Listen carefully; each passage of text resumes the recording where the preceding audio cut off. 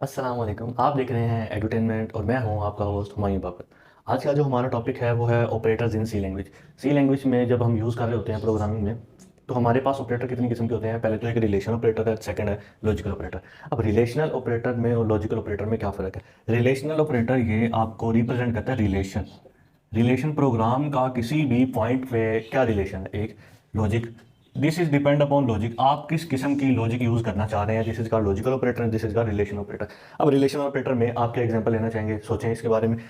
Suppose करें a relate with b, a relate कर रहा है बी के साथ। हम अज्यूम कर लेते हैं कि बी ए की वैल्यू और बी की वैल्यू कोई भी हो सकती है, रिलेट हो सकती है। पहली चीज, this is called relation operator. A relational operator with B. अब ये रिलेशन ऑपरेटर का इसका क्या नाम है। इसका नाम ये है, इसके लिए हम बचपन में कुछ नाम सजेस्ट किया करते थे। एक तो ये साइन और दूसरा हमारा ये साइन।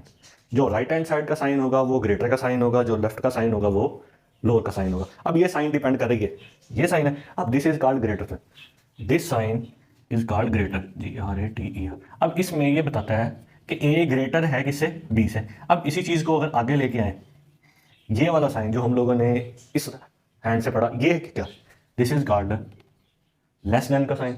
ऊपर वाला ग्रेटर देन का sign, this is called less than का साइन। अब इनमें कुछ तजादात है, वो क्या है जी, a greater than equal to b. अब इस वैल्यू को पढ़ने का तरीका है a greater than equal to b. इसको लिखने का भी एक तरीका है, वो ये a greater than equal to b. कुछ जगह पर ये लिखा हुआ है और कुछ जगह पर ये लिखा है। इसके बाद इसको देखें तो a less than equal to b, और इसको भी लिखने का तरीका a less than equal to b. ये हमारे रिलेशंस आगे आने वाले वक्त में यूज होंगे, जिसको हम कहते हैं इफ और एल्स स्टेटमेंट्स। कंडीशनल स्ट्रक्चर में, अनकंडीशनल स्ट्रक्चर में हम इसको यूज करेंगे। इसके बाद हमारी एक बात आती है लॉजिकल ऑपरेटर पे। आप लोगों ने बचपन में लॉजिकल ऑपरेटर के साथ गेट्स पढ़े थे, और ऑपरेटर, नॉट ऑपरेटर, ये चीज़ें सारी। उधर हम लोग पढ़ते थे नॉट गेट, और gate, not gate, X not gate, ये चीज़ें। यहाँ पर पहला है एंड ऑपरेटर।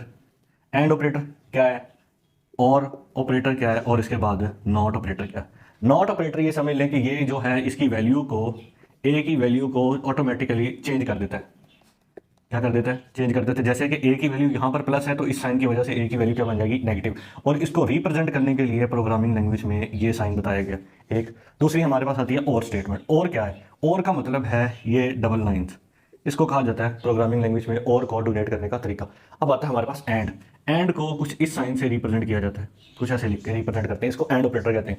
अब इसमें और इसी चीज़ को अगर आप आगे लेके चलें तो क्या करते हैं, एंड ऑपरेटर का यूज़ करते हुए हम कहते हैं b, sorry, a and b. अगर ए और b greater than equal to c होंगे तब ये कंडीशन क्या है, ट्रू। अदरवाइज कंडीशन क्या है, फॉल्स।